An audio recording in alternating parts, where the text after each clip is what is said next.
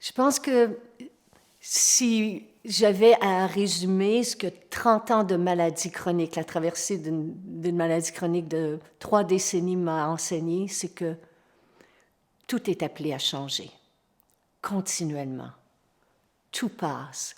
Et quand je dis tout passe, je ne veux pas dire que tout passe sans laisser de traces, sans laisser de résidus, mais tout est en mouvement. La vie est mouvance.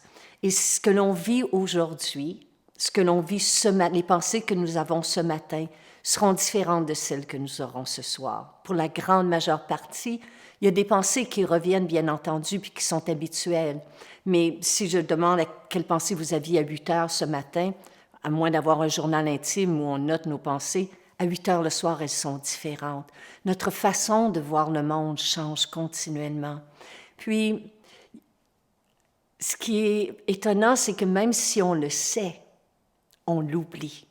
C'est ça notre nature humaine, parce que c'est un apprentissage constant, puis on l'oublie surtout au cœur de nuit blanche. On l'oublie au moment d'une douleur. On l'oublie lorsqu'on nous avise qu'un projet pour lequel on avait tellement travaillé, tellement espéré, n'aboutira pas. On l'oublie quand il y a des changements dans une relation qui se met à battre de l'aile. On oublie que tout est appelé à changer. Puis quand les choses vont bien, on a tendance à s'agripper et à s'accrocher parce qu'on voudrait que ça demeure ainsi.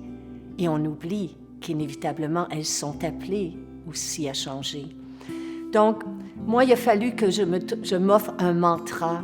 Et le mot mantra vient des mots mind pour mental, tra pour training ou entraînement. Un mantra est un instrument pour entraîner notre mental à demeurer dans l'ici et le maintenant.